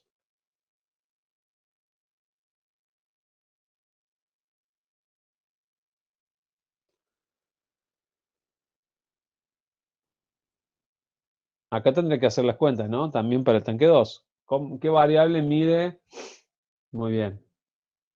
Lo que tengo que cambiar acá es la variable para empezar, ¿no? Acá tendré que poner la derivada de I respecto del tiempo, porque I es lo que mide la cantidad de sal en el tanque 2. Y ahora, ¿quién ingresa al tanque 1? Perdón, al tanque 2. Al tanque 2 ingresa F1 y C1. ¿Y quién sale? F2, C2. Así que pongo como positivo lo que entra, F1, C1, y negativo lo que sale, F2, C2. ¿De acuerdo? Bueno, pero ahora tengo 32 millones de variables, tengo X, Y, F, C, 0, C1, C2. Debería tratar de trabajar un poquito más sobre las variables para que me quede algo más o menos razonable. F0 dijimos vale 5. Yo no voy a poner las unidades, vamos a poner los números. F0 vale 5. ¿Y la concentración 0 cuánto es? La concentración 0, fíjense, es la concentración del flujo de entrada del tanque 1, ¿no? ¿Cuánto era la concentración? 0. ¿Por qué? Porque es agua. Si es agua, tengo cantidad de sal 0. Sobre cualquier volumen me va a dar concentración 0. Así que acá tendré que poner 0. Menos el flujo 1, que ya sabemos que es 5, sobre la concentración 1, que dijimos que era X sobre 100. O sea, cantidad de sal en el tacho 1 sobre el volumen del tacho 1.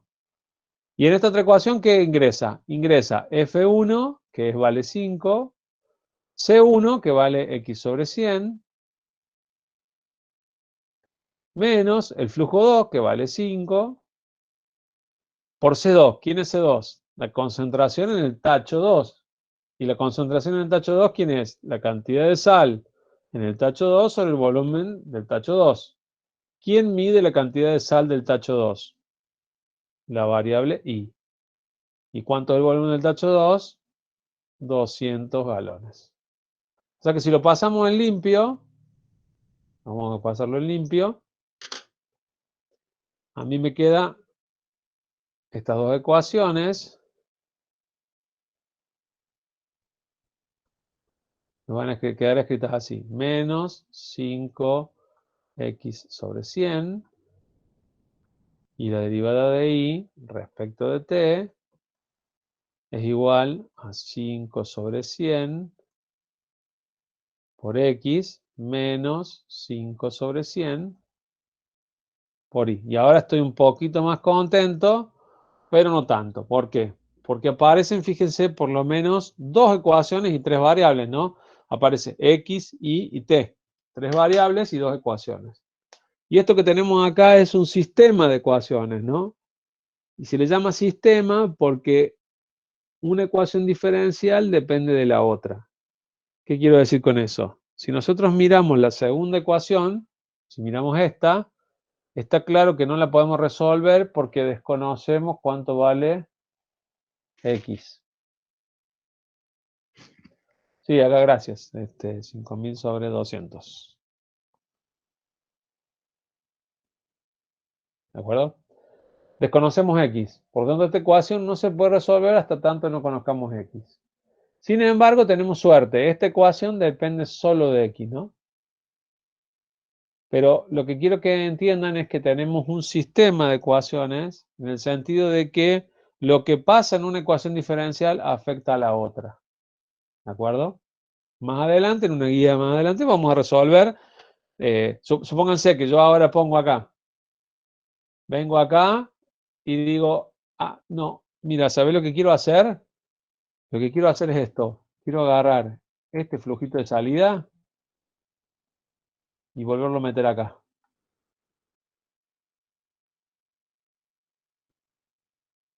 Solo por jugar. Si eso fuera así, la ecuación diferencial tiene que agregar otro ingreso, ¿no? F2 por C2. Si yo vengo acá, sería agregar acá más F2 C2, que no sería otra cosa que 5 por I sobre 200, ¿no? Y ahora la ecuación me quedaría acá más 5I sobre 200, y ahí sí que estoy complicado porque no puedo resolver esta ecuación hasta no conocer I, y no puedo conocer esta ecuación hasta resolver X. ¿De acuerdo? Pero ese no es el problema, simplemente se los mostraba para que entendieran el concepto de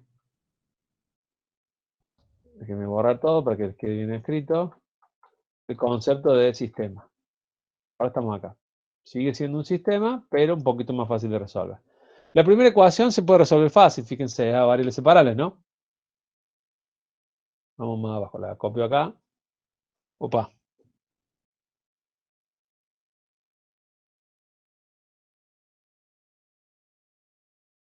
lo ponemos acá abajo y la resolvemos. Hacemos una variable separable, que quiere decir que puedo escribir acá Entonces esto de acá lo puedo escribir como el diferencial de x sobre x igual a menos 5 sobre 100 diferencial de t, integro de los dos lados, agrego la constante, y eso me queda el logaritmo natural de x igual a menos 5 sobre 100t más c. ¿De acuerdo? Y si sigo un poquito más, podría escribir que x en realidad es una constante c por e a la menos 5 sobre 100t. Esto podría ser, de alguna manera, la solución de la primera ecuación diferencial. ¿Mm? La que soluciona esta ecuación.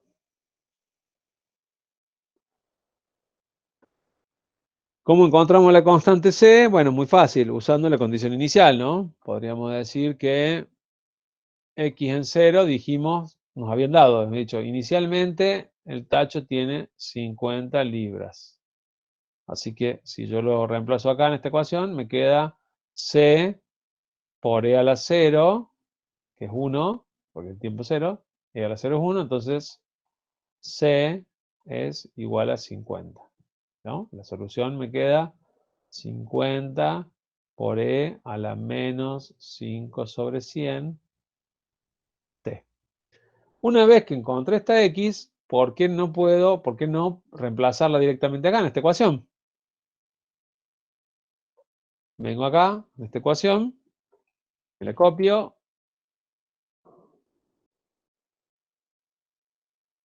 más abajo.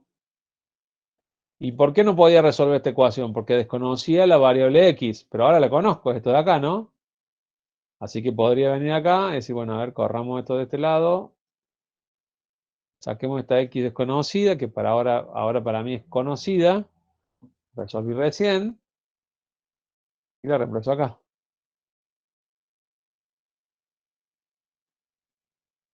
Y ahora me quedó una ecuación diferencial donde x no aparece, aparece y t, o sea que lo puedo resolver, ¿no? Podría sacar esto de acá y hacer hasta esto como 25 y ya estamos. O sea, esta ecuación me quedaría la derivada de y respecto de t igual a 25 décimos por e a la menos 5 sobre 100 t menos 5 sobre 200i. ¿Saben resolver esta ecuación? ¿Se podrá resolver esta ecuación? ¿Qué les parece? Separando, ¿Separando qué? ¿Variables? sí. Está medio difícil, ¿no? Tendría que pasar este diferenciante multiplicando y cuando pase todo esto abajo me va a quedar el t y no es a variable separable. Ah, bueno. Está bien, hay que probar, pero no es esta variable separable, es esta. ¿Qué otra opción nos queda?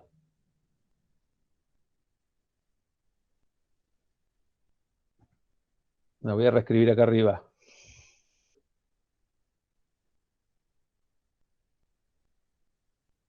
Es lineal. A ver, la reescribo. Derivada de y respecto de t. Bueno, ven, esta cuestión de adivinar la tendríamos que resolver antes de llegar a un examen. Vayamos con esto. Este menos 5 sobre 200i la pasamos a sumando al lado izquierdo. O sea que me queda acá más 5 sobre 200 y igual, y ahora el término este, ¿no? Vamos a copiarlo así, no tenemos que escribir todo. Este. Apa, apa.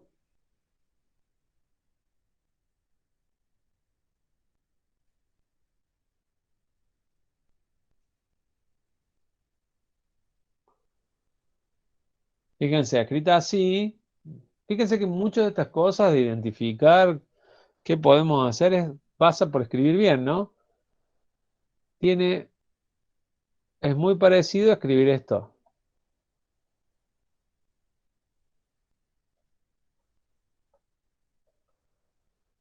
¿no? Y acá queda claro quién es cada cosa. ¿Mm? O sea, Q de X será este término y P de X será este término, ¿no? Aunque P no sea una función de X. Y ya sabíamos que cuando teníamos una ecuación diferencial ordinaria lineal, teníamos la garantía de existencia de un factor integrante. O sea, podríamos escribir que ρ de X, ¿se acuerdan? Era E a la integral de P de X diferencial de T. En este caso, ¿quién sería? E a la integral, P, ¿quién sería? 5 sobre 200, ¿no?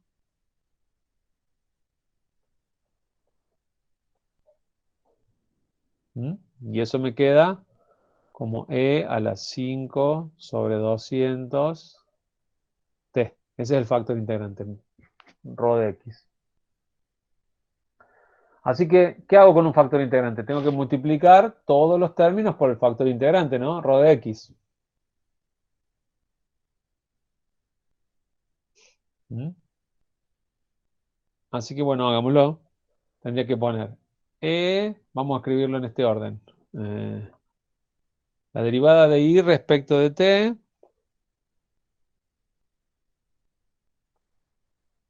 multiplicada por a la 5 sobre 200t más 5 sobre 200, que es esto que está acá, por el factor integrante, por a la 5 sobre 200, por i, ¿no? Y ahora, de este lado, a ver si puedo correr esto a algún otro lugar que no me moleste tanto para seguir trabajando. Voy a correr esto, esta cuenta que hicimos acá la voy a correr acá. Total, no me afecta demasiado. ¿Y acá qué va? El lado derecho, que era 25 sobre 10, multiplicado por a la menos 5 sobre 100t, que es esto que está acá arriba, por el factor integrante, a la 5 sobre 200t. ¿De acuerdo? Multipliqué cada término de la ecuación diferencial, estos tres términos los multipliqué por a la 5 sobre 200t, que era el factor integrante. Para las lineales, hacer eso significa que voy a poder identificar esto como la derivada la derivada de un producto, la derivada respecto de t, ¿de qué cosa? De i por e a la 5 sobre 200t. Fíjense que la derivada de este producto, ¿qué sería? La derivada del primero y por el segundo, sin derivar, ¿no? E a la 5 sobre 200t.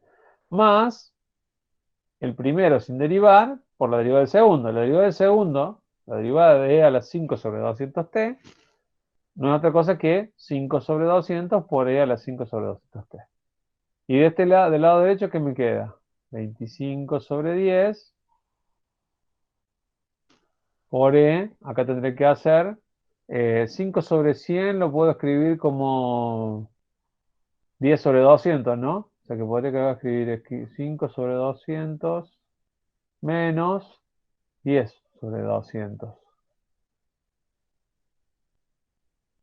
Una forma de escribir esta cuenta de acá. Y ahora, ¿cómo sigo resolviendo? Bueno, paso el diferencial de t multiplicando acá arriba, lo borro de acá abajo, integro de los dos lados, integro acá y agrego la constante. ¿Y qué me queda? Y por e a la 5 sobre 200t es igual, voy a aumentar un poco el zoom para que me quede mejor.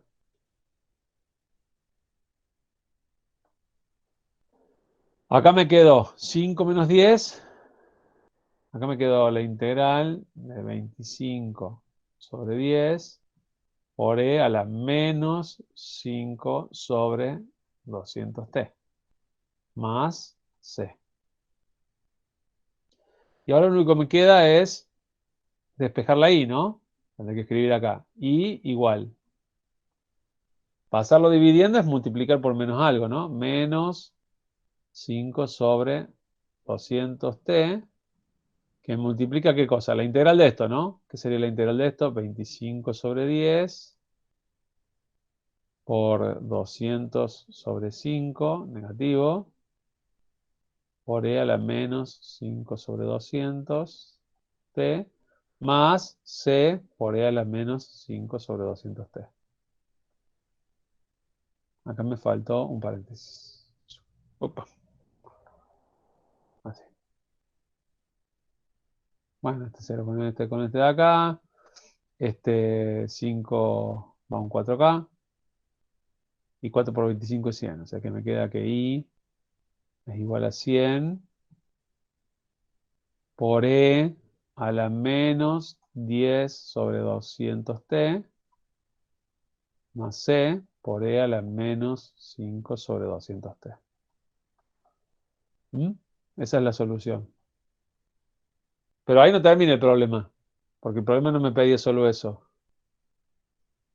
Para empezar me falta evaluar la constante C. La constante C, con qué lo calcularía? Subir un poquito, ¿qué cosa? ¿La hoja o el volumen, Jessica? Ah, ahí está. Ahí está, ¿se ve bien ahí? ¿O querés ver más arriba en el problema? Ya después les doy estas hojas, así que no se preocupen, ¿eh? Más arriba de acá, de lo que estás viendo ahora. Sí, yo ahora después se los bajo PDF y lo tienen. En esta ecuación, fíjense cómo pudimos resolver la ecuación. En esta ecuación lo que está faltando es encontrar la constante C. ¿Con qué encontramos esa constante C que falta?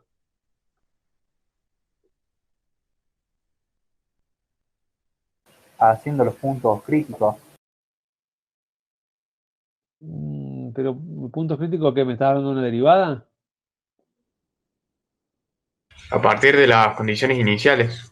A partir de las condiciones iniciales. O sea, yo sé que I en tiempo cero valía 50 libras, es lo que me había dicho el problema. Entonces simplemente lo evalúo, ¿no? Me queda 100, acá, 100 por E a la 0 que es 1, más C por E a la 0 que es 1, o sea que me queda más C. Con lo cual, C vale, otra vez, perdón, vale menos 50, ¿no? O sea que corresponde poner un menos 50. Hasta acá está. Encontré cómo varía la cantidad de sal en el tiempo. ¿De acuerdo? Lo que me está faltando, lo que me estaría faltando es la última parte, que creo que es lo que vos te referías de los puntos críticos, que el problema al final me decía encontrar la máxima cantidad de sal que llega a tener el tanque 2. ¿Por qué pregunta eso? Porque veamos el tanque 2. En el tanque 2 había una cierta cantidad de sal. ¿De acuerdo? Y lo que nosotros suponemos es que en un principio, si bien está saliendo sal, también está entrando sal, ¿no? O sea que podríamos pensar que probablemente esta cantidad de sal acá se incrementa una cierta cantidad. Pero también sabíamos que en tiempo infinito el tacho 1 se iba a lavar, o sea que no iba a haber más sal acá. O sea que después de un cierto tiempo lo que ingresa al tanque 2 es agua pura. Por lo tanto, la cantidad de sal en el tanque 2 va a bajar y si el tiempo es suficientemente grande, esa cantidad de sal terminaría siendo cero. O sea, nosotros suponemos, si tuviera que hacer un dibujo, me voy a copiar esto y vamos a otra hoja porque ya no hay más lugar acá.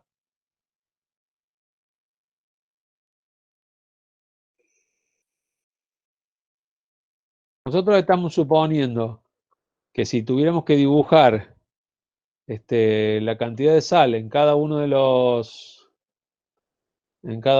tachos, ¿qué diríamos? A ver si puedo cambiar esto a negro. Así. Nosotros diríamos que el tacho, vamos a suponer acá que hay o sea, partimos de 50, que el tacho 1 va a ser así su su cantidad de sal, ¿no? O sea, si acá esto es X e Y, y esto es el tiempo, acá partimos de 50 libras, y el tacho va a hacer esto. De hecho, la fórmula de la ecuación la tenemos acá. Es así, ¿no? Lo tenemos acá.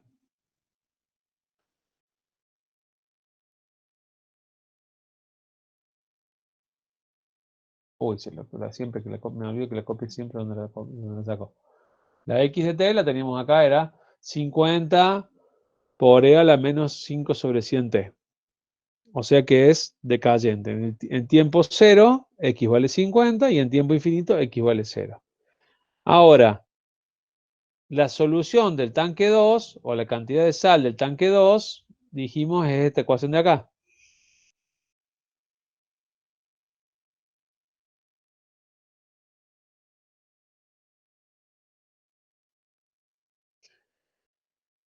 O, perdonen que los mareé, pero si me pierden las ecuaciones. Acá estamos.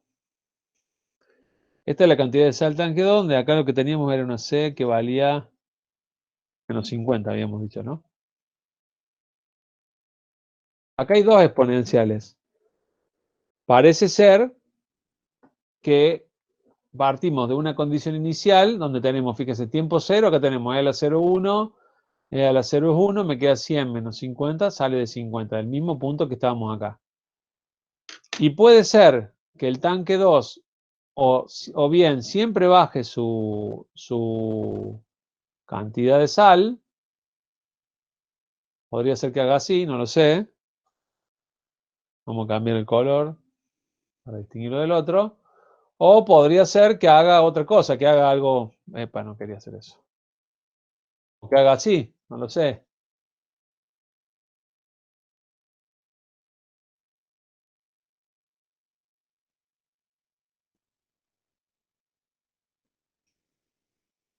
Y acá tengo un máximo, ¿no? Que primero incremente la cantidad de sal que hay y luego decremente la cantidad. ¿De acuerdo? No lo sé, para eso tendría que ponerme a hacer las cuentas. Entonces lo que me dice el problema es, bueno, ¿cómo podría yo saber cuál de las dos expresiones o cuál de las dos cosas son ciertas? Quería moverla. Aquí está acá encima. Ahí está. ¿Cómo puedo saber yo si hay un máximo o un mínimo acá, si esto existe o no? Si la cantidad de tal de sal en el tanque 2 va a funcionar como la curva azul o va a funcionar como la curva verde. ¿Qué prueba podríamos hacer? Así como está, no se ve claro, ¿no? O sea, lo que uno podría hacer acá es decir, bueno, si esta es la cantidad de sal en el tiempo, lo que podría hacer es calcular su derivada, ¿no? E igualarla a cero, para ver si hay puntos críticos, lo que alguien dijo por ahí. Me podría hacer la derivada de y respecto de t, que sería derivar esto de acá, ¿no? Sería escribir 100 por menos 10 sobre 200 por e a la menos 10 sobre 200t menos 50 por menos 5 sobre 200 por e a la menos 5 sobre 200 igual a 0. Y ver qué da ahí, ¿no?